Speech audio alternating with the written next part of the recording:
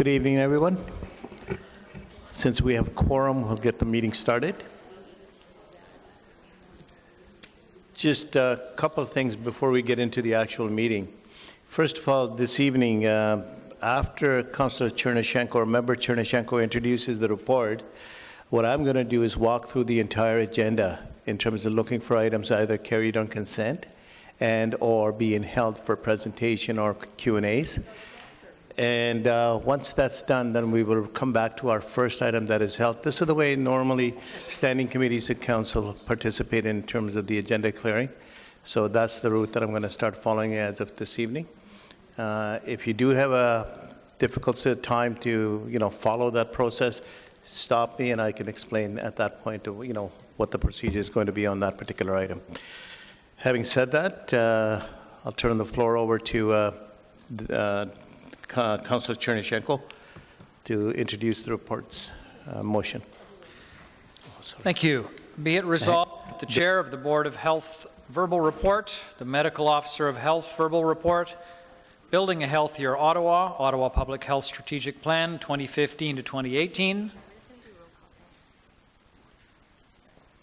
I pause. Hold that thought there, David. Sorry. Sorry, we're just going to do roll call first. Member Chernyshenko? Here. Member Fleury? Member Kapoor? Present. Member Lyken? Here. Member McKenney? Present. Member Pinel? Vice Chair Poirier? Présent. Chair Kapoor? Chair Kadri, sorry. Present. Member Kakish? Member Taylor? Here. Member Tilley? Here. Sorry, David. Please reread that motion again. Thank you. Continuing where I left off. Motion to introduce reports. Be it resolved that, and I will carry on from Ottawa Public Health's 2014 annual report, Healthy Start Part 2, Infant Health Report, approval for participation in Public Health Agency of Canada multi-year funding agreement for the Construction Industry Tobacco Cessation Project report, Quality Improvement Plan update, Ottawa Board of Health Public Health Funding and Accountability Agreement year-end results report, 2015 operating budget Q1 Board of Health for the City of Ottawa Health Unit status report, and attendance at the Association of Local Public Health Agencies Alpha 2015 annual conference report be received and considered. Carried. Thank you. Just one more item coming back to the regrets. The member Pinnell have provided her regrets for this evening. And declaration of interest, including those originally arising from prior meetings. Any declaration? No, thank you. And then confirmation of minutes of March 2nd meeting. Are they carried? Carried, thank you. Communications, there were 6 communications that have been received and are held with the Board of Health Secretary. Motion to introduce reports is what Member Chernyshenko just presented. Item number 1, Chair, the Board of Health verbal report. We will hold that. Item number 2, Medical Officer of Health public report. Hold that item. Item number 3, Building a Healthier Ottawa Public Health Strategic Plan 2015 to 2018. The recommendation is that the Board of Health for the City of Ottawa Health Unit approve Ottawa Public Health Strategic Plan for 2015 to 2018 as outlined in Document 1. Can we carry that item or carried? Thank you. Item number 4, Ottawa Public Health's 2014 annual report. And we will have a presentation on that item, so we will hold that. Item 5, Healthy Start Part 2, Infant Health. And the recommendation is that the Board of Health for the City of Ottawa Health Unit approve Ottawa Public Health's 5-point plan for infant and family health programming as outlined in this report. And we will hold that because there is a presentation on that item. Item number 6, approval of participation in Public Health Agency of Canada multi-year funding agreement for the construction industry tobacco cessation project. And the recommendation of the report is that the Board of Health, that the Ottawa Board of Health of City of Ottawa Health Unit endorse the funding application made by a medical officer of health to the Public Health Agency of Canada under PHAC's multi-sectoral partnership to promote healthy living and prevent chronic disease funding initiative, and should the funding be granted, approved that delegated authority be granted to the medical officer of health to execute the necessary agreements with PHAC and the project delivery agents to deliver the construction industry tobacco cessation pilot project as detailed in this report. Do we have any questions or comment, or can we receive this report? Carrie? Thank you. Item number 7, Quality Improvement Plan Update, and that the Board of Health for the City of Ottawa Health Unit received this report for information. We do have a presentation, so we will hold that item. Item number 8, Ottawa Board of Health Public Health Funding and Accountability Agreement year-end results. That the Board of Health for the City of Ottawa Health Unit receive for information 2014 year-end results as outlined in Document 1. And recommendation 2, approve 2014 performance report for the following indicators. Percent as tobacco retailers inspected twice a year for compliance. I won't read all of the other ones, but they're all there. And direction number 3 is direct Ottawa Public Health staff to submit this report and supporting documents to the Ministry of the Health and the Long-Term Care. Can we receive this report, or do we have questions? Received? Carried. Thank you. Item number 9, 2015 operating budget Q1, Board of Health for the City of Ottawa Health Unit status report. That the Board of Health of the City of Ottawa Health Unit receive this report for information. Can we receive that report? Thank you. Item 10, attendance at the Association of Local Public Health Agencies 2015 Annual Conference. The recommendation of the report that the Board of Health for the City of Ottawa Health Unit approve the attendance of Chair Kadri and members Kapoor, Lakin, and Tilley at the Association of Local Public Health Agencies Annual Conference to be held June 7th and 9th, 2015 in Ottawa. Can we approve that recommendation? Carried. Thank you. Okay, now coming back to the first held item, which is the verbal report by myself, and then following me would be Dr. Levy doing his verbal report. Ottawa Public Health has been busy in the last couple of months with various partners and events. On March 13th, OPH, in collaboration with the Ottawa Carleton District School Board and Ottawa Catholic School Board, had the official launch of English as a Second Language plans on health topics. The collaborative work has enabled the integration of health content into language instructions through the 2 programs. As a result, ESL instructions have designed to first series of 24 lesson plans on 8 healthy eating topics for adult learners. This project aims to not only support literacy, but also teach our adult learners about healthy eating. I, for one, am very proud of OPH's involvement and of this program and its contribution to supporting newcomers and immigrants in Ottawa.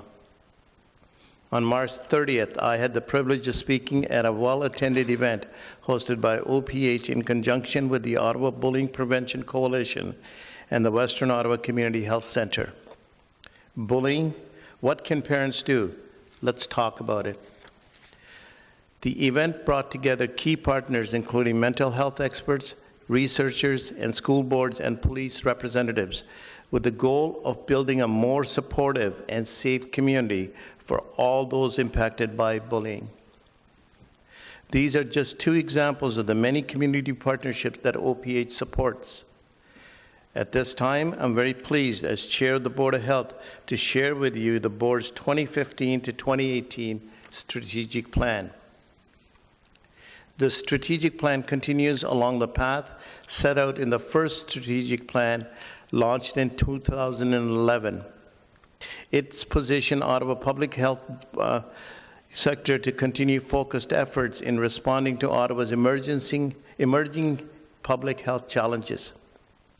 Under the plan, OPH will work to inspire and support healthy eating and active living, foster mental health in our community, enhance collective capacity to reduce preventable infectious diseases, develop an adaptive workforce for the future, advance healthy public policy. I look forward to working together on our common goals of building a healthier Ottawa over this term of board, and that begins starting tonight. As an excellent starting point, May is Physical Activity Month, and there is no better time to inspire and support healthy and active living. Specifically, May 8th is the second annual community celebration of walking. Everyone is invited to meet at Lansdowne Park and join in the 1, 2, 1, 3, 5, and 8 kilometer guided walks along the canal. I hope to see some of our board members and many of our residents there. In closing, over the next 3 years, I'm excited to be out in the community with Ottawa Public Health, promoting OPH's initiatives and programs that will have us achieve a healthier city. Thank you. Can we receive my verbal report? Thank you. Dr. Levy. Many thanks, Mr. Chair. Good evening. Bonsoir, everyone. Before I start my comments, I will thank you for approving the strategic plan and for all the work you've done on that strategic plan, and also for the other items that were carried on consent. A lot of work was done, particularly on the tobacco report, which we're very excited about. Legal support from the city has been quite exceptional. It's an unusual project, and it has some unusual implications regarding intersectoral and multi-jurisdictional relationships, and so it's been a fairly complex work. So my thanks through this opportunity to those of our colleagues from legal and the other support services. As you've also just mentioned, Chair, and as you've just decided as a board, the strategic plan is, from our point of view, quite seminal. The last month we've worked hard to wrap up all the inputs collected over the last year from the community, from staff, from our partners, and also, of course, from the previous board, and to produce with you the strategic directions for the future. The next steps will be meeting at the operational level. We'll be meeting as an executive team in terms of starting to scope out execution plans and implementation plans, and how we plan to monitor our own progress in delivering on those directions over the coming years. And we'll be periodically reporting to you how we're doing, and of course we're always going to be interested in inputs formally or informally as things unfold.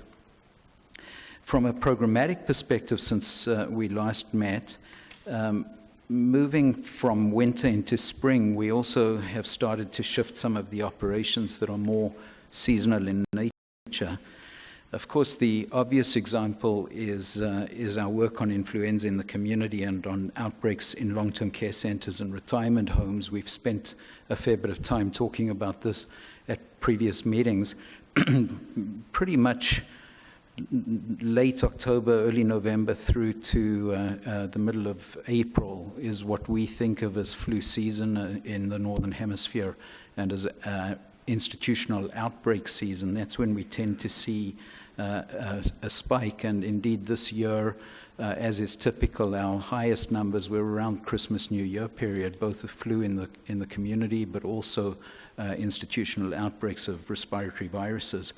Certainly we work on the issues year-round, but it did seem that this year was more intense, and that the tail end of it has been thicker, so to speak, when you look at the graph, than usual years.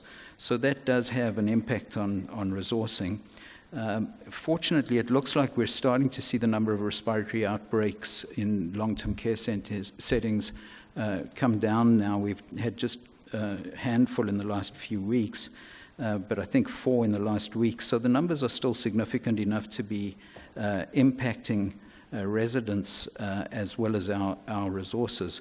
The team, of course, has been particularly stretched. I did mention that at the last meeting, but I think that the worst is well behind us now. Though we had 140 roughly respiratory outbreaks, about 101 of them, I think, were influenza since the season started late last year. About 2,500 people affected in long-term care and retirement settings and associated, and this is the piece that I think people sometimes gloss over because it's routine in a sense, but not for the people affected. So more than 45 deaths associated with influenza and other respiratory outbreak in settings in institutions. We've also been challenged in the last 6 weeks by relatively unusual scenarios in our long-term care settings. The one example that I want to give over and above the usual that we see, gastrointestinal diseases and respiratory diseases, which we need to help contain. We've been called on twice in the last 6 weeks to support staff in homes that have had cases of invasive group A streptococcal infections. Now, invasive group A strep, as we know it, sometimes we call it IGAS for short, is something that you will have become familiar with the term probably, or will become more familiar. It's one of those reportable diseases that can be very serious. Streptococcal bacteria are around us all the time on our skin, and any one of us would have strep colonized if we were to scrape your skin or throat or other mucosal surface. But in some situations, the group A strep becomes invasive, and it can cause very significant disease, certainly fatal disease in at least 10% of cases. This is the bacteria that causes things like flesh-eating disease. So we follow up very aggressively when we have cases, and indeed we have somewhere between 30 and 55 odd cases a year. These are generally sporadic cases, meaning that there's no epidemiological link between the cases, but each of them implies a significant degree of effort in order to track contacts and prophylactically treat the contacts to reduce their chance of succumbing to an invasive form of a group A strep-caused disease. We've seen a slow but definite increase over the last decade or so here in Ottawa in the numbers of cases. The rates are still very small when you divide by our total population. And that increase is an increase that we're seeing throughout Ontario. So I don't think anything unusual is going on here. We did take a look at that about a year ago with Public Health Ontario, and we were unable to figure out whether there was anything particularly unique. The reason I bring it to the fore now in the context of long-term care settings is that we have seen sporadic cases in the long-term care settings as well, and of course we would worry more there that could go on to cause outbreaks as well. So we're very aggressive about following up in those situations, and we've had 2 of those as well. So on the one hand, usual practice for us, somewhat routine, but I do want to bring this kind of work to your attention as well. As influenza and outbreak season ends, though, in the spring and summer, our focus around health protection issues shifts. It's now that we start working on the West Nile virus prevention programming, for example. By middle of May, we'll be starting to address pools of water in the community to try and prevent the proliferation of West Nile virus carrying species of mosquitoes. And it's also now that we start gearing up for our public health inspections at special events that happen during the summer, where we see, of course, a number of festivals, for example, in the National Capital Region. We're also well underway with our increased efforts in the immunization area. As I mentioned at the last meeting, we've committed to doing full surveillance on all school children in the coming school year. We have not had a response yet from the ministry regarding our application on that particular file, but I am perhaps naively, but nevertheless enthusiastically optimistic that we'll get a positive response for increased funding for that special catch-up effort that we need to do. National Immunization Awareness Week happens at the end of this month, just next week. And every year we remind our community of the importance of vaccination and the scientific evidence supporting vaccine efforts. This year we'll be doing that, of course, again, and we'll also be reminding parents of the need to report their children's vaccinations to Ottawa Public Health. I also want to briefly update you on a very positive launch of our Parenting in Ottawa website. Last time we talked about the Parenting in Ottawa Facebook page. This is a companion product to the Facebook page, and we've seen that the pages are really quite popular, particularly healthy snacks for active children, child development, and life with a new baby. We'll be hearing a little later about some of the substantial efforts that this community, through many agencies, puts into supporting mothers and new babies. And so certainly that is a piece of the picture that we're quite proud of.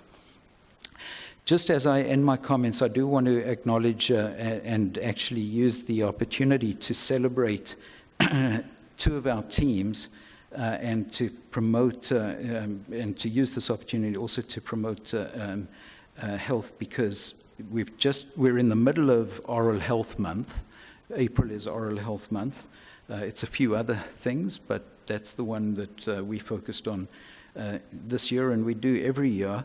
This year we used Oral Health Month to promote oral health in babies, and so we've got products.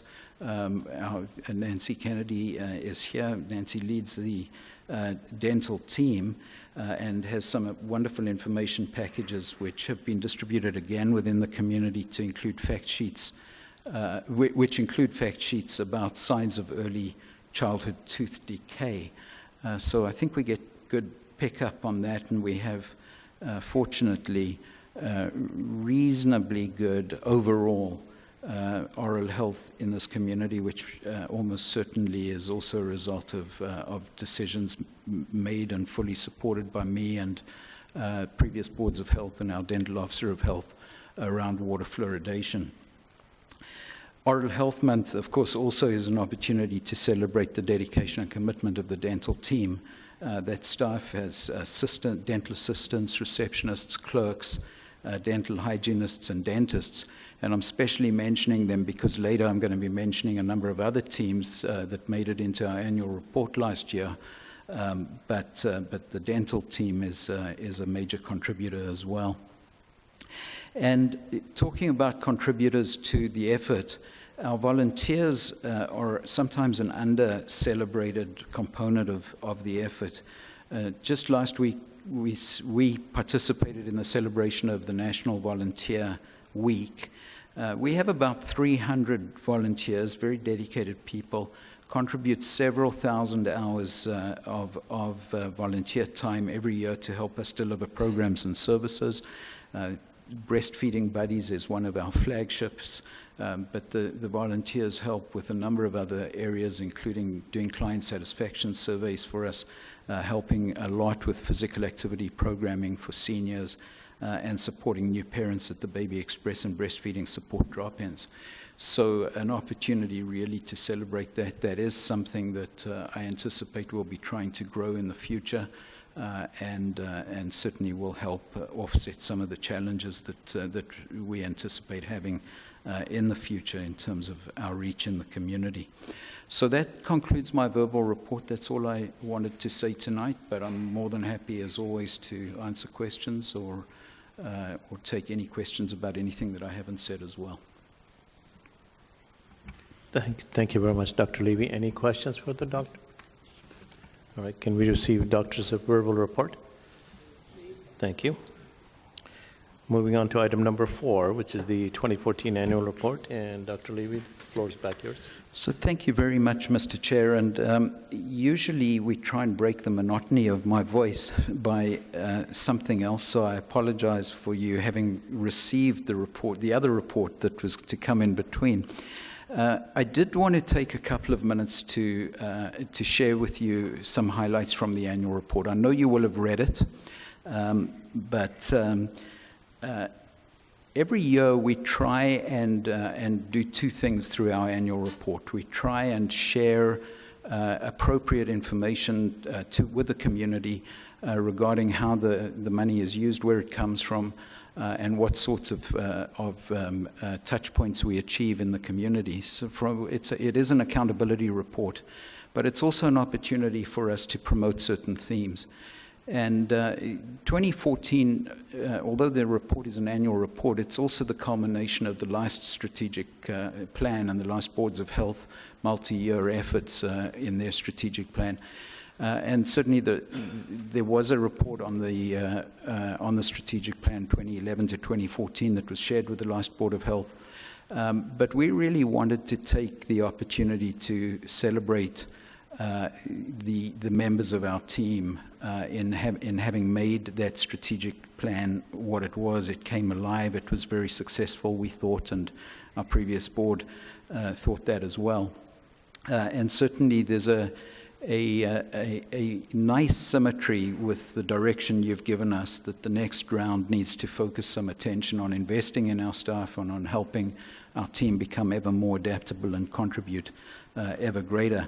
So this annual report really profiles just a small number of our staff, but it provides a window, I think, into the kind of people that we have on staff, the kind of work that they do, and by proxy, these individuals really give you the face of the entire staff complement.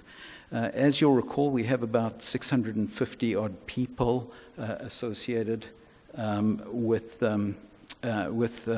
our formal staff at Ottawa Public Health. Some are on casual or temporary arrangements, but there are about 650 people that work with us formally. The grouping, there are roughly 35 business lines, which translates into roughly 35 teams of different sizes, some small and powerful, and some slightly larger and just as powerful in terms of their reach. So the tribute that these individuals, I think, the tribute I want to pay to these individuals represent those on the front lines, often seen. We obviously have a policy in our organization where anybody pretty much can speak to the media at any time, because we believe that the folks closest to the action and most knowledgeable about what we're trying to reach are the people best able to communicate to our public and our community as to what their interests might be in response to questions. But oftentimes those people are supported, of course, by others who never get seen publicly and who often don't make it to our board meetings because they're busy working on other issues. So tonight, Jane, if you can keep up with me as I go, I'm going to introduce you. Some of the folks that were mentioned in the annual report are with us tonight. Maria Harris is indeed with us. So we'll introduce you in person to Maria, who I'll ask to wave. Thanks, Maria's in the corner there, as well as on the screen. Maria, of course, is a public health nurse with our Ottawa Public Health Information Line. And that team is it's a team of about 8 people at any given time, includes nurses and public health inspectors, and handles about 30,000 calls every year. That range tremendously in content. Questions about normal and abnormal parenting, questions about symptoms of all manner and nature of bodily functions, questions about health hazards in the community, Maria and her colleagues are the first point of contact on these issues: postpartum depression, odors, infestations, food safety issues, West Nile virus disease. So thank you, Maria, for joining us. Next, I don't think Sean is with us, but because I think Sean might be involved right now in investigating an odor at a school. But Sean is Sean Bowers, one of our lead inspectors for health hazards, responding to public concerns and complaints. And the inspectors, of course, much of their work, preventing people from contracting bacterial, viral, parasitic diseases, the food poisonings, rabies, giardiasis. These kinds of things fall under the inspectors' ultimate efforts to not have in our community. They're often called to provide expert testimony in court. They're involved in issuing orders to enforce compliance with particularly the Health Protection and Promotion Act. So a very important part of the team beyond just how they're often perceived as the restaurant folks. Lydia Christ is on the screen next. Lydia is one of our public health nurses who works on the seniors health team, and I know some of you have had a particular interest in seniors health issues. We had as part of the last board, we had a seniors health strategy which had many components to it. The province is increasingly pushing us to put a lot of emphasis on seniors falls prevention, which certainly is an important and core part of the work that team does. And Lydia was the face really of a program that you will hear more about that we launched towards the end of 2014, program called Better Strength, Better Balance. Lydia, Sherry, and Hilda Chow, who leads that team as well and is with us tonight, very successful in leveraging funding, 100% funding from all sorts of pies and sources that are not actually reflected in the core funding budget of Ottawa Public Health, and offering essentially a 12-week hands-on falls prevention program to seniors in the community, free at the point of service. Within days, that program was oversubscribed. We've had more than 650 residents pass through bilingual programming and exceptional client satisfaction scores. So the biggest challenge I think we're going to have with Better Strength, Better Balance is that we've unleashed a tremendous demand for it, and we only have a fairly limited capacity. So that's a good problem, one that we're very happy to have. I'm going to introduce you next to Liz Youngman. No one will ever know or meet Liz because Liz is our vaccine room coordinator. And the impressive thing, I think, about the work that Liz does, and there are 2 or 3 folks who work in the vaccine room, what we call the vaccine room. If you haven't seen it in Constellation, it's really worth a tour. We'll be happy to walk you through the vaccine room. We did invest some capital effort in and resources in that a few years ago. About 800,000 vaccines or doses of vaccine are delivered in this community every year. That's publicly funded vaccine.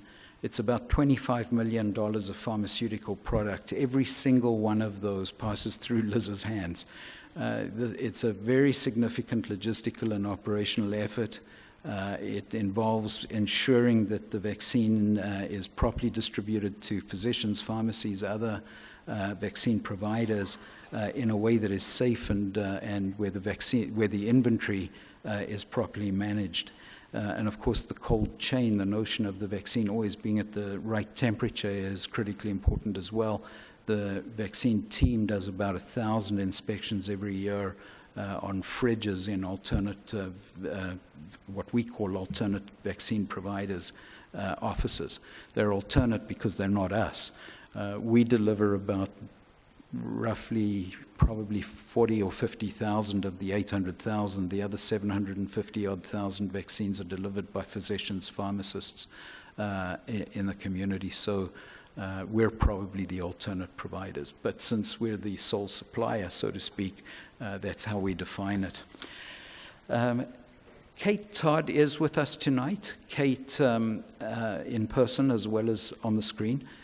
Kate, many of you will have met. If you haven't, go on Facebook. You'll meet Kate, or go on Twitter, or go on Pinterest.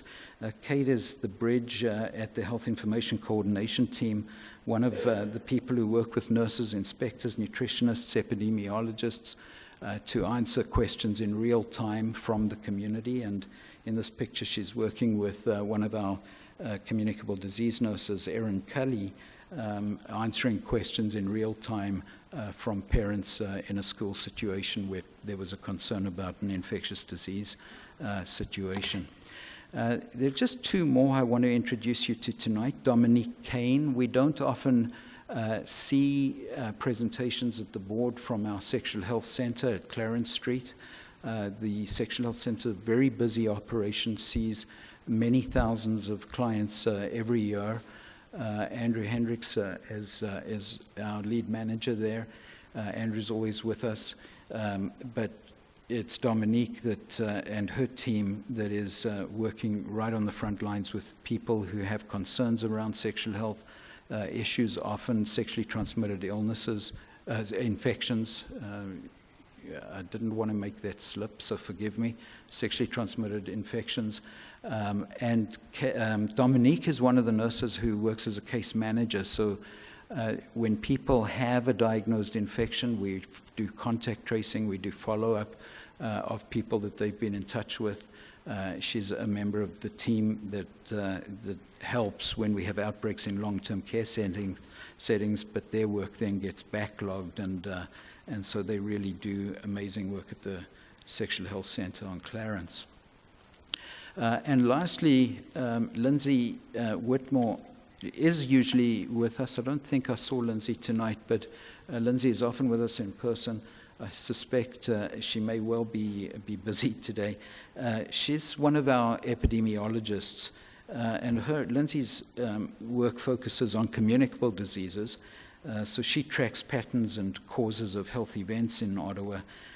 The tracking is really essential because when, for example, an outbreak of something unusual is identified, it's the epidemiologists that help us understand through what we call the medical detective work who's impacted and how, because it's that source of information that allows us to contain and stop these types of outbreaks. The epidemiologists, of course, also cover other health events besides infectious disease outbreaks. So they're studying things like cancer and chronic disease trends, birth outcomes, exposures to possible environmental toxins and injuries. And so, in fact, it was the epidemiologists who were in the lead over the weekend working with the school board on the issues that cropped up last week in one of the local schools relating to pesticides and symptoms that may have been associated with a pesticide use in that particular location. So very broad range of work that the epidemiologists need to do. We have 6, and they really do provide the numerical underpinning and the information base. I think I saw Amira Ali. Amira is waving at us now. Amira is the lead of that team. And without them, we are building everything we do on foundations that are very weak. So tremendously important work. So thank you for indulging me as I introduce you to these individuals, and thank you for allowing these individuals to bear the brunt of our report to our community this year. Of course, the presentation doesn't capture the work that gets done by the team. The other disciplines, I've mentioned them before, you know this. I've talked a lot about the spectrum of discipline that we have in the organization, but we have dentists, we have nutritionists, we have health promotion, community development officers, and the services that they produce are vast and in some cases unmeasurable quantitatively, but we do at the back of the report have some highlights in terms of numbers of service interactions. And that is all I wanted to say tonight. It's probably more than you necessarily wanted to hear, but I do respectfully submit that the funds that are appropriated by our funders have been used diligently and effectively, and that we have, thanks to the people that I've introduced you to, a very positive impact on the health of our residents. Thank you very much, Dr. Levy, and thank you for highlighting some of the staff in our public health department. And, the amount of work that these individuals all perform is key to the success of the department. So thank you for that. Do you have a question from Member Poirier? Just a very quick question for heroes behind the scenes who do a lot of the work. Just a quick question about the online conversations. Presumably you look at the trends and that could inform your communication plan, the linkages between those? Because that's a great opportunity to... Certainly we look at trends, but actually we literally respond in real time. So we've expanded our, through you, Mr. Chair, we've expanded our, what used to be essentially a phone service dealing with one-on-one and responding to questions into the electronic realm. And Kate, usually Kate, but Kate with some support, is literally monitoring Facebook in real time. I'm not sure I should be publicizing in a work-life balance context that doesn't seem to end at 5 ever. Others in the team, Eric and others, are monitoring Twitter all the time. Pinterest is a little more proactive. Certainly, I'd beg your indulgence, Mr. Chair, and see if Eric Leclerc, who leads that team, would want to add anything to that comment. Eric is with us in the audience.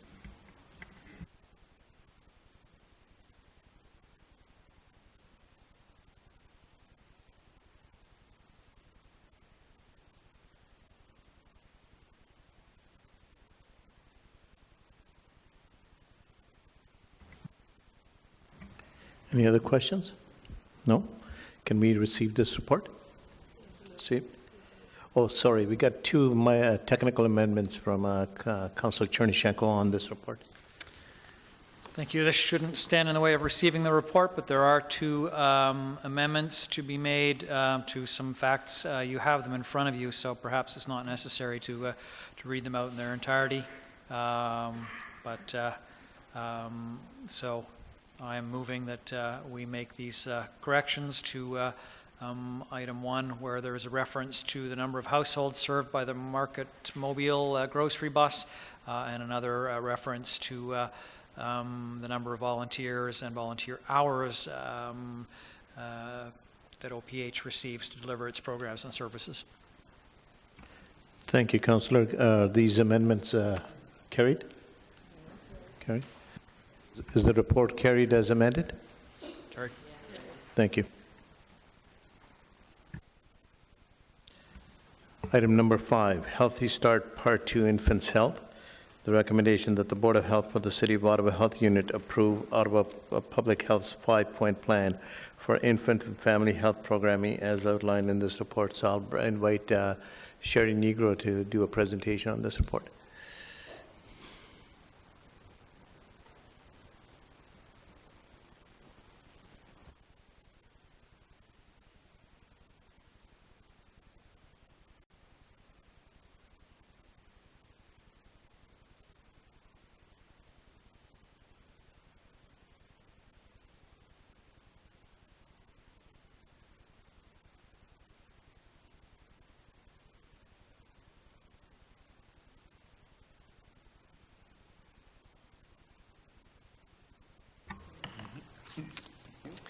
Thank you, Mr. Chair. I'm pleased to be here with my colleague Andrew Hendricks to table the Infant Health Report. The purpose of the presentation is to highlight the importance of a positive transition to becoming a parent and how critical the first year of life is. As well, we are seeking your support for our proposed approach to public health services for families and infants.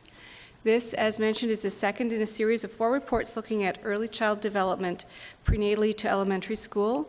The first report was on reproductive health, and it was tabled in May of last year. Early life experiences affect a person's physical and mental health. They set the stage for how he or she will develop cognitively, socially, and physically. In turn, these will have lifelong influences on educational achievement, social standing, and on the risk of developing chronic health issues such as obesity, heart disease, diabetes, and poor mental health. This is why early child development is considered one of the social determinants of health. Across the lifespan, there are certain critical periods, points of transition when life changes forever. Becoming a parent is one of those major changes, and it means changes in lifestyles, peer groups, sleeping habits. It can be exciting and full of joy, and it can be stressful and full of fatigue. Every parent wants their child to be healthy, happy, and to grow up in a positive, nurturing environment. But some families face disproportionate challenges to be able to care for their children. For example, babies who are born too small, either premature or small for gestational age, or babies who are big can face increased health risks. While Ottawa compares favorably with Ontario rates for smaller babies, we have higher rates for the large babies, and they can experience health complications, birth complications for mother and baby, and will be at more risk for diabetes and obesity in the future. Babies born to teen parents or parents who have mental health issues may also face more challenges than other babies. In Ottawa, we are fortunate to have a strong network of service providers for teens, and over the last years, teen pregnancy rates have gone down, and we now see less than 200 births per year to teen parents. Currently, about 16% of new mothers in Ottawa report mental health concerns such as anxiety, depression, or having a history of postpartum depression. Some families are disadvantaged by poverty, partner abuse, unstable housing, lack of social support, or other barriers that make accessing services difficult. Babies in these families may also face health inequities that may affect their health and their development. In fact, even by the time children reach kindergarten, 25% of children in Ottawa are entering school vulnerable, meaning that they're a little behind with physical or emotional or cognitive or speech or language issues. Ottawa Public Health has adopted a 5-point plan that ensures that there are services for all families, as well as targeted services for families with greater needs. Our goal is to offer the right care for families at the right time. Baby Express drop-ins are available for all new families and infants. An example would be a mom who has just had a baby and has had many questions about breastfeeding or is concerned that her infant may not be gaining enough weight. That mother can come out to any of our Baby Express clinics across the city, which are available every day at various locations. She would be able to connect with other moms, consult a public health nurse. She would get support with breastfeeding. She'd be able to weigh her baby, and she'd get answers to some of the many questions she might have, as well as validate some of her concerns with some of her peers. Working with community partners, we plan on expanding the scope of services that are offered at these Baby Express clinics. We want to offer a suite of services from pregnancy right to transition to school age. So moving forward, pregnant moms and dads-to-be, along with other parents, can receive supports related to pregnancy and birth. Then following the arrival of their baby, continue to seek support for breastfeeding and infant care, and then receive child development services as he or she grows and gets ready for school. In terms of social connectedness, we know that new parents can find great value in connecting with their peers to validate and share information of what they're going through. As a father of 3, I can't tell you how many times my partner and I have wondered if we're dealing with a specific situation out of the ordinary, and we start to worry. When we're able to connect with a friend, connect with colleagues or family, we find out that others are experiencing the same thing, and that's validating. We know how important these social connections are to new parents. Not everyone has the same type of social networks as others, and so what we've learned and what we've researched in the last few years is that these connections can happen in a lot of different ways. We know parents are getting connected through the drop-ins and through other networks, but we also know that parents are embracing new ways of technology. Dr. Levy talked about the parenting portal, and so we're proud to say that that's a new service that's available to new parents, the Parenting in Ottawa, which is a website where a mom or dad can go to Facebook and engage in conversation with a public health nurse or with other families. Since we launched in just a few months, we have over 10,000 parents and caregivers following us, and we are the #1 public health parenting in Ontario by likes. We are clearly meeting a need for more information online, more credible information online.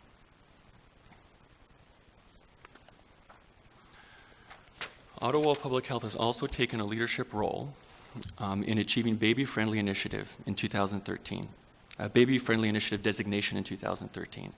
This sends a clear message that we are baby-friendly and that we support breastfeeding for the health of infants.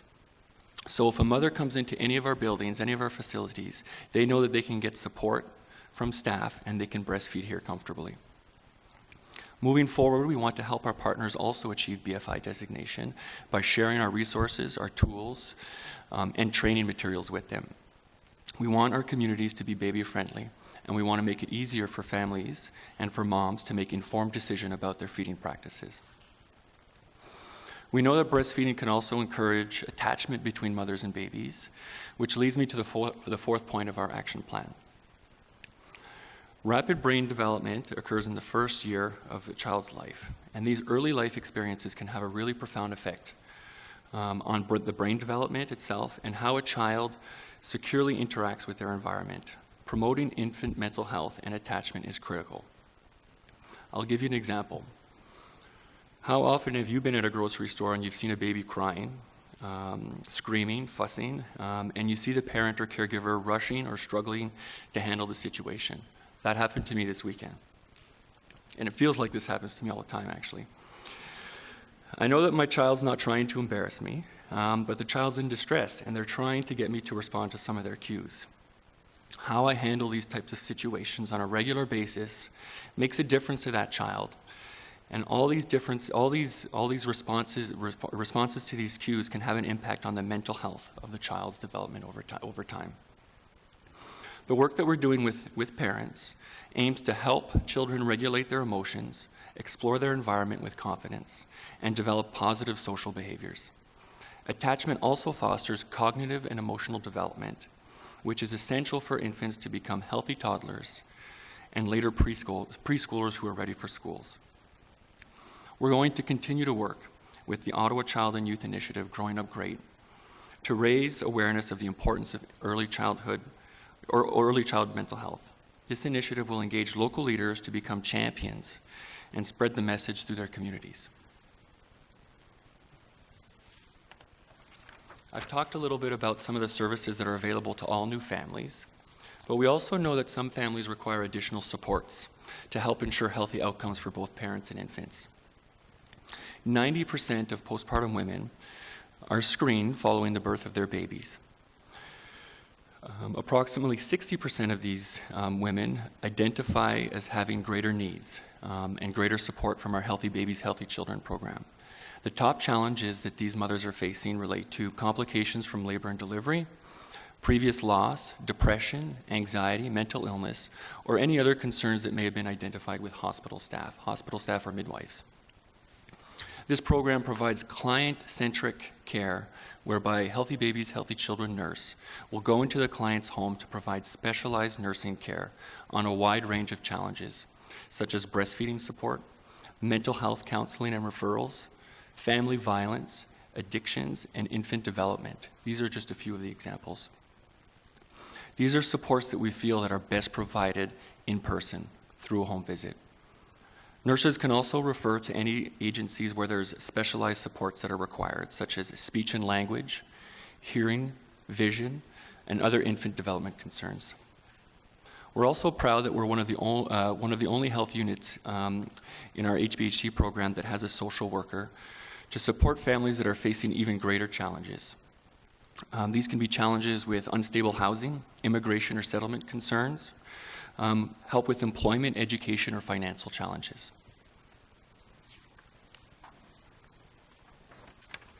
We know that we can't do this work alone.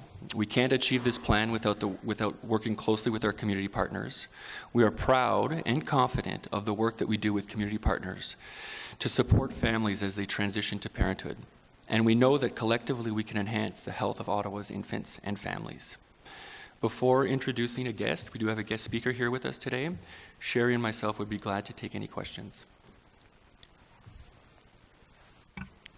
Thank you very much for the presentation, Sherry and Andrew. Just a comment that I'm glad this last slide about community partners, the importance of community partners, not only in our program, but any program is a key into success of that program. So thank you for participating with the partners, and thanks to the partners for participating with us on this program. Any questions? Councillor Kakish. Thank you, Chair. Just a quick question to staff, and I think it's great that we're adapting to the times and the technology and the resources that we have available, but I also see in the recommendations we talk about creating that social network for parents who may be going through those struggles, but we're also focusing on, you know, the artificial social connectedness of social media. So how do we find that balancing act in terms of connecting with residents through the web, through the internet, but also to ensure that those real social network support networks are present as well? Through you, Mr. Chair. I think as Andrew was describing, it's about getting the right care to families at the right time, and there's two pieces to that. One is to have a suite of services so that people can self-select and find what fits for them. So if they like the virtual connections, that's available to them. If they like the person-to-person thing, there's the Baby Express drop-ins. So I think one is having a good, broad, comprehensive service offering, and the second thing is trying to make sure that everyone's aware of what's available. So maybe this week I'm happy to be at home on my Facebook, but next week I really need some support with breastfeeding, and I need to know how I can find a nurse on a Sunday afternoon.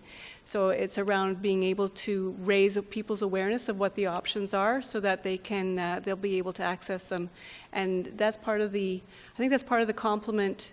It's an underpinning to all the services that we provide, is making sure people are aware of what's available, and they're not only aware of the service, but they're aware of how to access it. A lot of the work that happens in HBHC, or a lot of the work that happens with peers, and we're seeing it happening organically on the technological forums, is, you know, helping people navigate the system so that they can access it when they need it. Thank you, Chair, and I guess that was what I wanted to hear, is that we are continuing to offer both options depending on what our residents are more comfortable with, so that we, despite moving into the technological era, that we also not forget the importance of having that social support in real life as well. Thank you. Thank you, Councillor, for your comment, and good point. Thank you. Any other questions? No? And Councillor Chernyshenko on this item, please. This one's relatively short. I'll read it out in its entirety. Be it resolved that the financial implications section on page 10 of the Healthy Start, Part 2, Infant Health Report be amended as follows, by striking the paragraph under the financial implications section and replacing it with, there are no financial implications associated with this report. Is that motion carried? Thank you. And is the report as amended carried? Thank you. We have a public. Okay. Sorry, we do have a public delegation. Yeah, I'm pleased to introduce Marie Trépanier. She does have a presentation that we will pull up here as well. Marie-Josée is the Regional Director of the Champlain Maternal and Newborn Regional Program, which is a network of hospitals and community agencies in the Eastern Ontario region that provides health care and services to mothers, newborns, and families, from pregnancy to the postnatal period. Members of this network collaborate on the planning and delivery of the best possible maternal newborn care in our region. Marie-Josée, merci beaucoup pour nous joindre ce soir. And we will click slides ahead. I can click slides ahead for you. Yeah. Mr. Chair, members of the board, thank you very much for having me here tonight to tell you a little bit about what our program does and how we work with the Ottawa Public Health to advance the care of mothers and babies and families in our region. I represent the Champlain Maternal Newborn Regional Program, also known as CMNRP because it's quite the mouthful. So I'll refer to CMNRP going forward. And so my colleagues at Ottawa Public Health invited me tonight to share a few words with you to illustrate how our well-established regional network collaborates with its regional partners to improve the health of mothers, newborns, and families during their prenatal and postnatal experience. CMNRP represents a network of hospitals and community agencies in the Champlain region as well as the Southeast region in the Kingston area. We've been doing so for about 30 years. And creating this network helps us work together and share resources, share our expertise, minimize duplication of work, and do really well in this region from looking in from the province. So really the network comprises 13 hospitals, 6 health units, 12 community health centers, the new Ottawa Birth and Wellness Center, the University of Ottawa, Queen's University, Algonquin College, and many other agencies that provide care and services to moms, newborns, and families. So together, we collaborate on planning the best possible client-centered and client-focused care and services.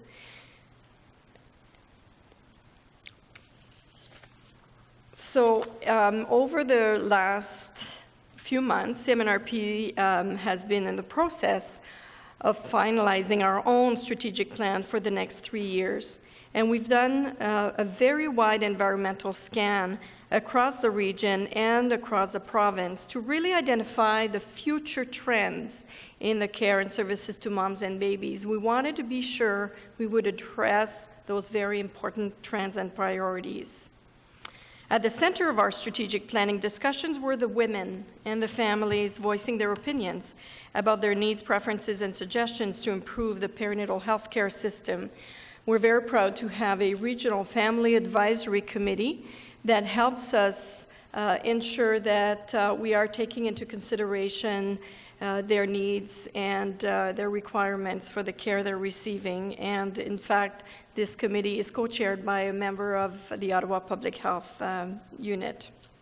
So our new vision is standardizing the care and customizing the experience to reflect our goal to ensure families receive the best and evidence-based care while their individual needs are being met.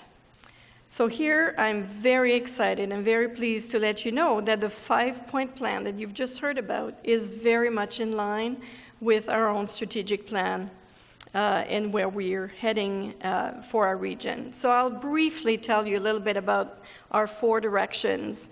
And CMNRP has a big network. Through its 4 strategic priorities, will add value to each of the partners that are part of our network, including Ottawa Public Health. And the first direction will very much speak to you because it's about championing the transition of the maternal newborn continuum of care from a focus in the hospital to more community-based care. There's a growing interest in normalizing all the components associated with birth and pregnancy.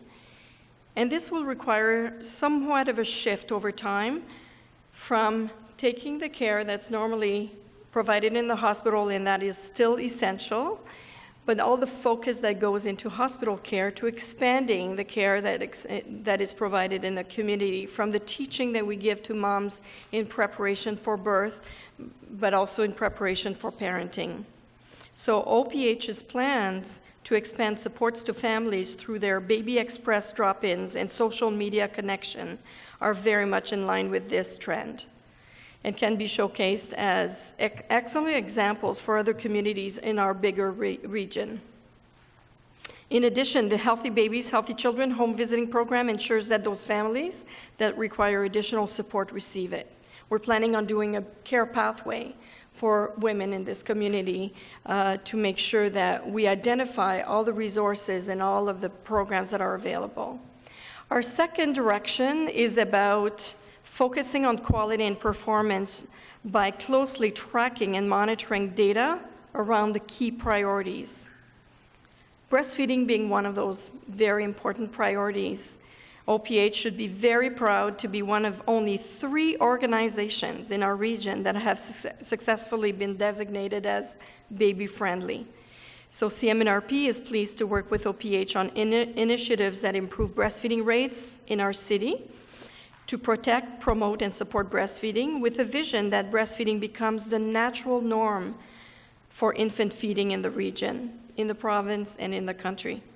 We're currently collaborating with OPH on a survey of mother satisfaction with breastfeeding services they're receiving in hospitals and in community agencies. And this is to inform us of what works well and the gaps that we should be addressing.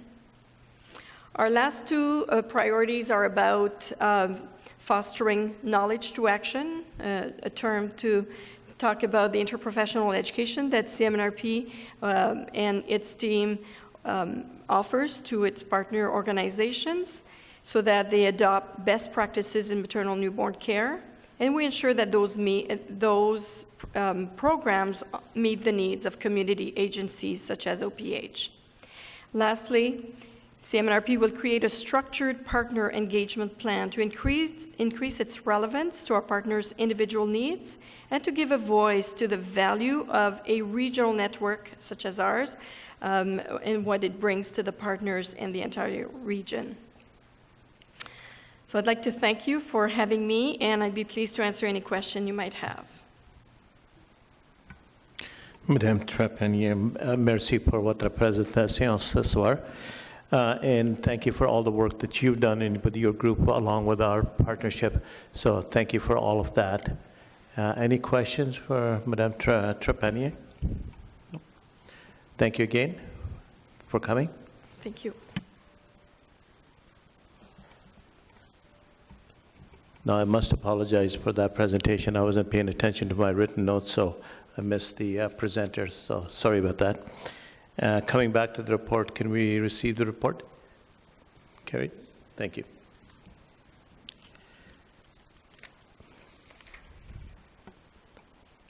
Item number 7, Quality Improvement Plan Update, that the Board of Health for the City of Ottawa Health Unit receive this report for information. We do have Esther Mogadam to do a presentation, and plus she'll answer any questions after.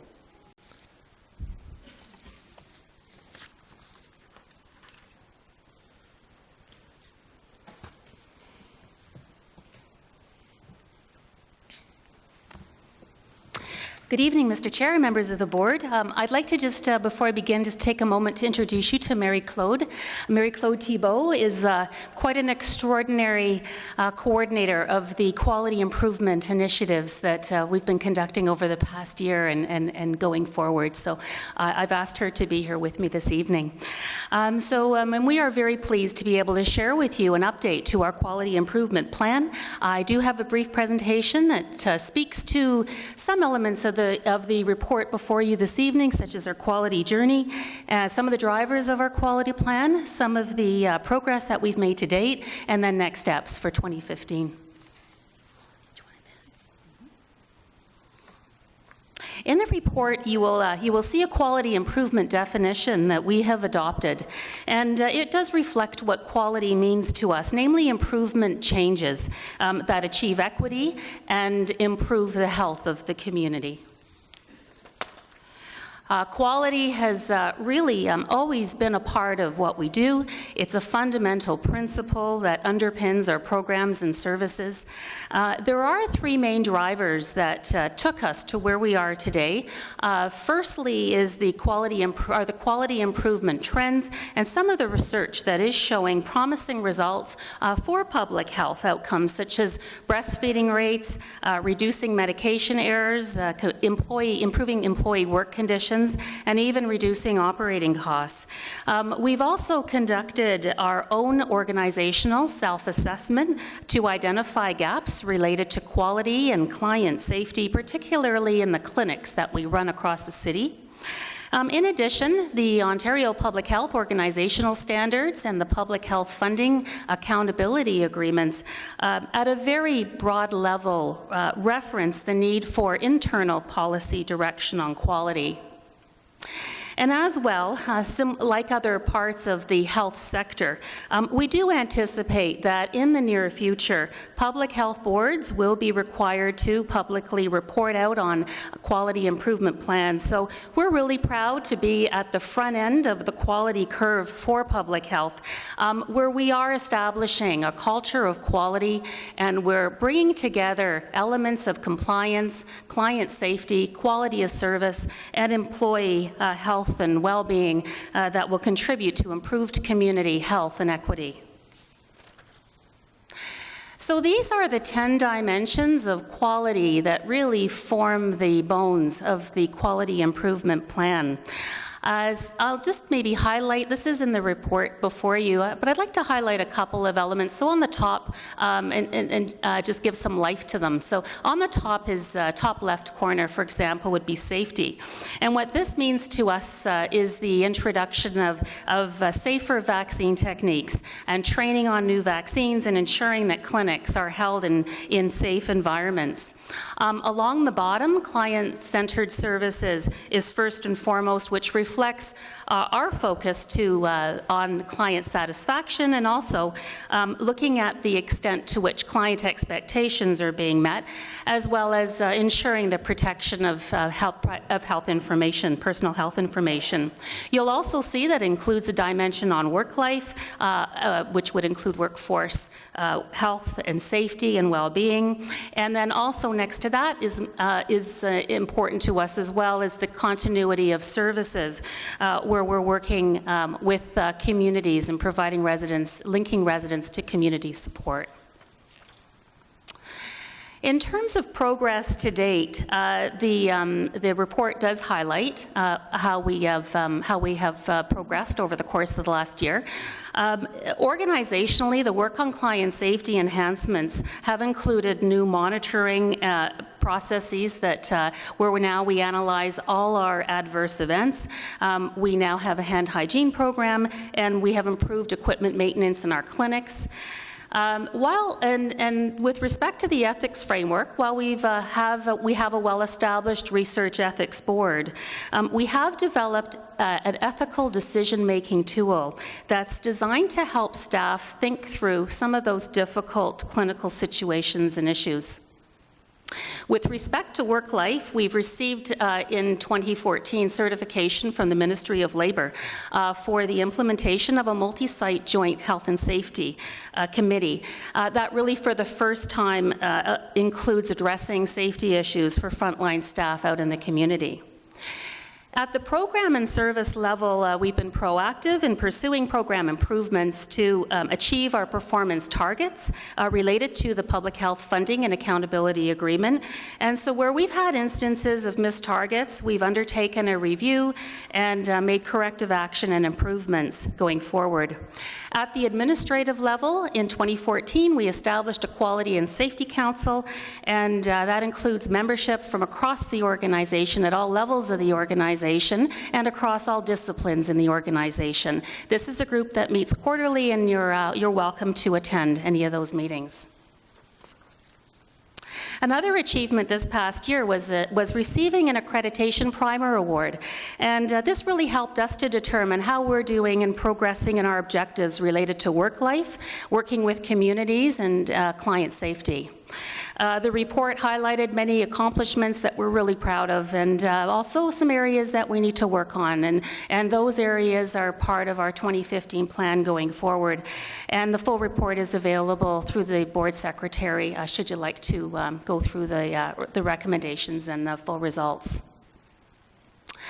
So in terms of next steps, these are the highlights of the next steps for 2015.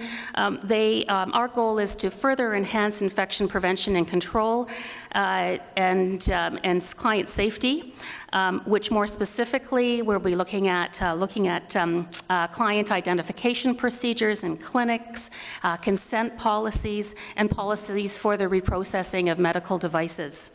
Our focus also includes this year a deeper look at compliance and risk monitoring and assessing electronic record management systems, as well to continuing to improve employee engagement. So we'll be looking at initiatives with a particular focus on the 2015 Employee Engagement Survey, which is currently ongoing as we speak. Also ahead is the Accreditation Canada survey in June 2016, which will need some preparation as well as your involvement. So I'll conclude there and entertain any questions.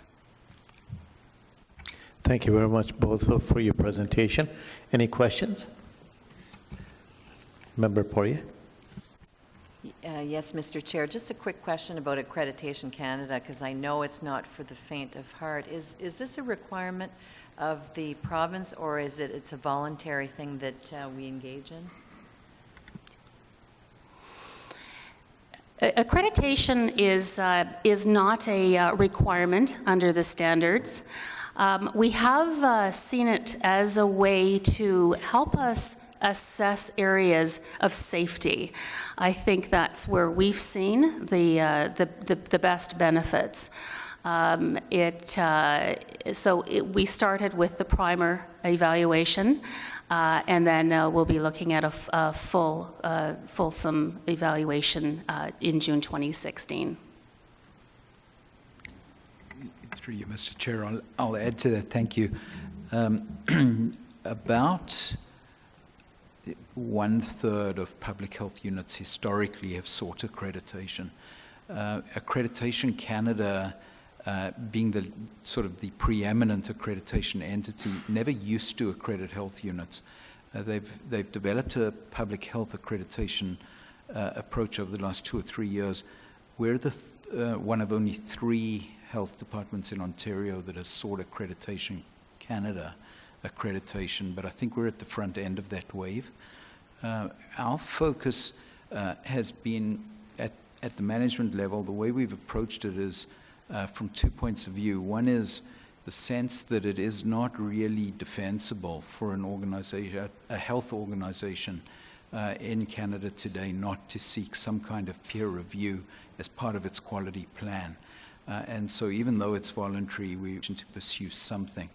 And we decided to stretch ourselves and try for Accreditation Canada.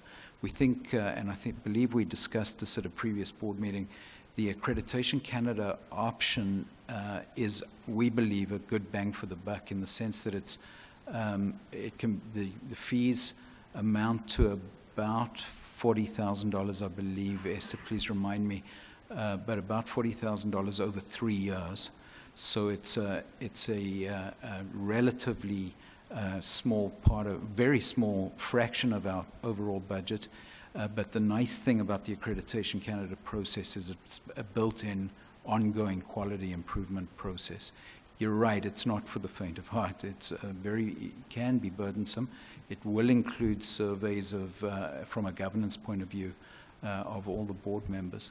The other piece that has motivated us is that when you look at the hospital sector, the government's accountability agenda over the last 8 years has found manifestation in the acute care sector through the requirement for quality plans. And I think we can read the writing on the wall that sooner or later health units will be required. So we bit the bullet and we said, let's get on with it. Let's do it anyway. It's the right thing to do. Thank you, Doctor. Any other questions? Councillor Kakish. Thank you, Chair. Just, and I appreciate, I think we do have one of the best public health agencies in the province, thanks to the leadership and our staff. On the OPH, the dimensions scale, where do you feel, in your opinion, that we're sort of lacking, or where can we? What are our weaknesses in your mind?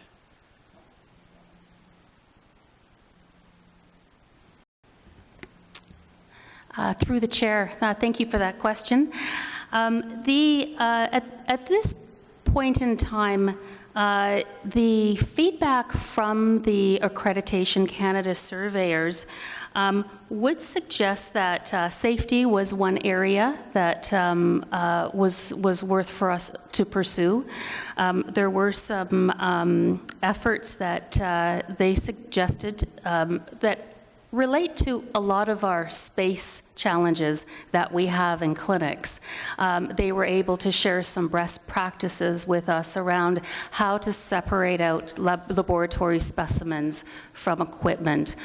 So that sort of infection, those areas that support infection prevention and are one area that we need to for sure go forward and work on. A second area, I'm not sure that I would declare it a weakness, but really to understand more the area of perhaps accountability and where our organization lands with respect to compliance of the standards. And that's a piece of work that we are undertaking to assess. So on the first point, is that mostly a funding issue, a provincial funding issue, or is that something that, it's not a resource issue, obviously it's more of a space capital issue? So are we seeking the capital from the province that we need, or are we doing anything differently to address that?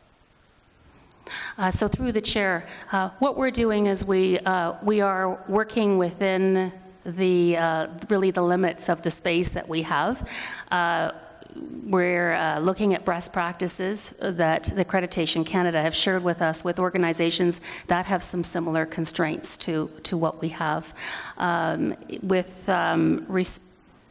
think I can, does that answer the question?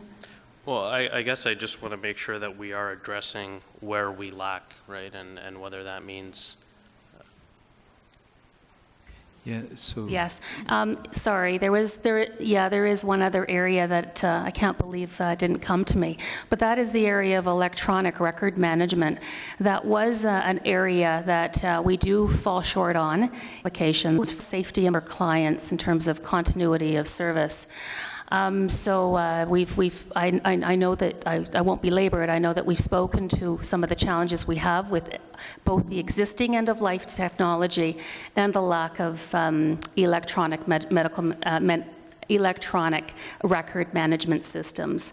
So as part of the 2015 plan, not only are we assessing what's available to us for the clinics and how we can really leverage some solutions to help us across all clinics that we offer. But we have also submitted a request for funding for that line. And your second point was on the accountability. Can you just clarify further what you mean by that, the accountability issue? Do you want to take that? Through you, Mr. Chair, thank you. I agree very much with those being the two that would come to mind in response to your question, and thank you for the question. I would just add to, before I specifically address that piece, I'd just add to what Esther said. I think as an organization, one of public health's challenges is that it benefits from being in the world of health and health organizations, and it benefits from being in the world of the municipality and the municipal world. But the flip side is it falls sometimes in the cracks between those two. And so when you do put yourself through a health accreditation process, we do outstandingly well, for example, on governance issues compared to other organizations, because we have the great benefit of the clerk's office, people like the secretary, the board secretary, where a lot of other health organizations wouldn't have as much invested, perhaps, in that kind of infrastructure support. The flip side is we have a lot of health professionals that wouldn't see themselves in the classical frontline role that, for example, happens in a hospital. And so hospitals have enough challenge with hand hygiene in between patients. Our staff don't perceive that they work with patients. And so when we work to promote the washing of hands between interactions, it's not really the same as in a surgical suite. And so we do have to modify and adapt some of our thinking, some of the measurements. And sometimes when we think about client safety, it isn't exactly the same way as other health institutions would think about safety issues. The risks in terms of safety, I think I would define for the end of contact as substantially less than might occur in an acute care institution. So it's a long-winded way of saying that I agree with the articulation of the points, but in terms of being kept awake at night, in terms of concerns about the quality of our professional staff and the professional interactions, I'm pretty confident that we actually are fairly good. What happens in the individual clinical interactions that happen on the front line might be a place where there's relatively less oversight than would be ideal. And in part that's because we've historically deferred to professional autonomy, and in part it's because historically our leadership professional leadership has adopted significant managerial role and function as well. And so the professional oversight sometimes is offset a bit by more technical administrative oversight. So you have senior nurses often doing clock watching. That kind of issue is a challenge, and I bring that back to a resource challenge. So at the end of the day, I think we're in a good shape. Some of the things that we've put in plan because of the quality plan, like the professional council, which we've now taken to a new level, the quality council, essentially, the one that Esther invited you to attend quarterly meetings, really looks at the professional issues. What it doesn't look at is the compliance and accountability issues. So I think that a lot of it does come back ultimately to resource levels, because the oversight, the graded oversight, is something that we've allowed over time to erode in the interests of frontline service delivery.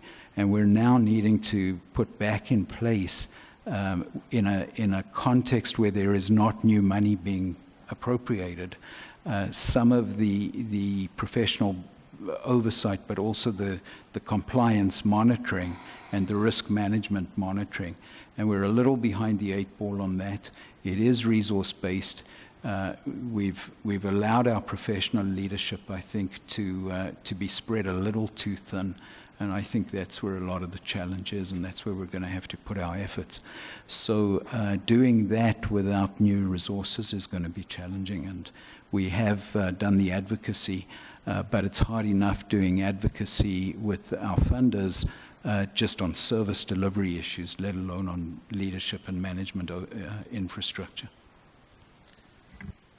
Well, you always get lost in your responses, but... well, the short version is we're short of money. And I guess so there is a bit of, fuzziness, and as this evolves, we'll have benchmarks in place and we'll have more clarity. Is that sort of the issue, because the resources and the benchmarks are not necessarily in place? It's a bit fuzzy in terms of the accountability. Is that fair?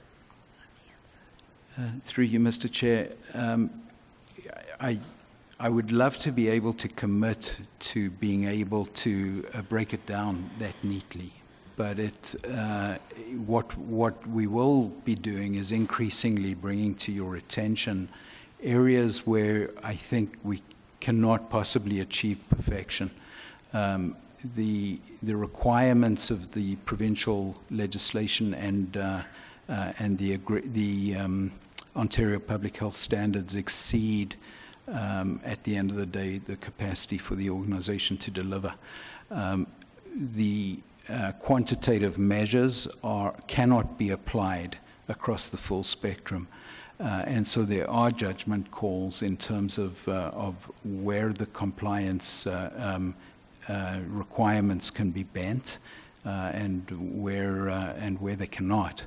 And we'll be sharing that increasingly with you, but I'm not sure it will have the quite in our world the clarity of defined targets and specific quantitative measures across the spectrum. I don't think I can promise you that. Thank you, Chair. Thank you very much, Councillor, for your question. Can we receive this report? Thank you. Back to Councillor Chernyshenko for a motion to adopt reports.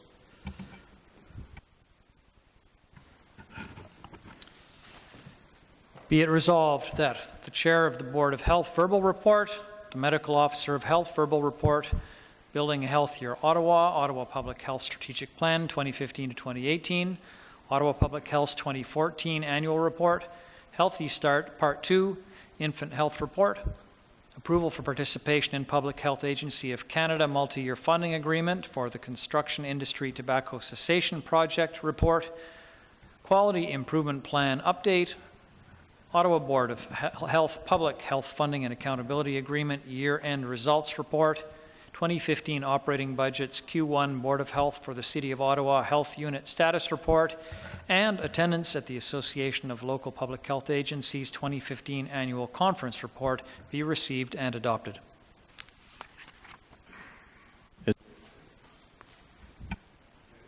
Received? Yep.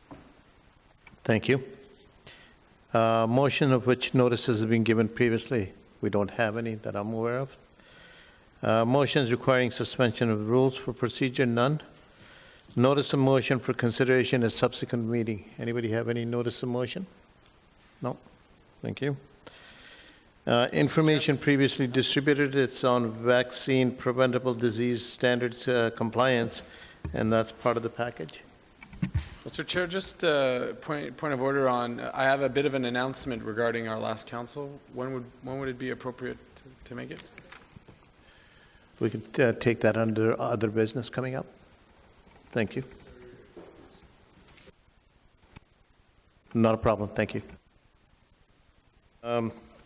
Confirmation of bylaws, Councillor Chernyshenko. Be it resolved that confirmation bylaw number 2015-3, a bylaw of the Board of Health for the City of Ottawa Health Unit to confirm the proceedings of the Ottawa Board of Health at its meeting of April 20th, 2015, be read and passed. Is that carried? Thank you. Inquiries. Do we have any inquiries, anybody? No? Thank you.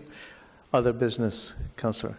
Thank you, Mr. Chair. Just wanted to update the non-councillor member of our board and the staff as well that Councillor Middick, who's also the sport commissioner, has challenged members of council to sign up for the Ottawa Race Weekend, to walk, run 2 kilometers, 1 kilometer, 5 kilometer, whatever. And being the Board of Health, being the Department of Public Health, I think that message should also resonate around this table and to our staff. I think that if we'd be able to run as groups or run identified as members of public health, it would be a strong message to send to our community.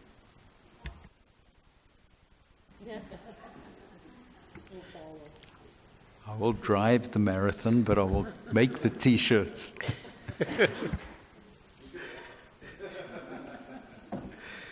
Thank you very much for that, Councillor, and I think that's a great suggestion and great promotion coming out of council meeting, so thank you for doing that this evening. Somebody move adjournment? Thank you, Member Poirier. And our next meeting is on June 15th. Same place, same time. Thank you.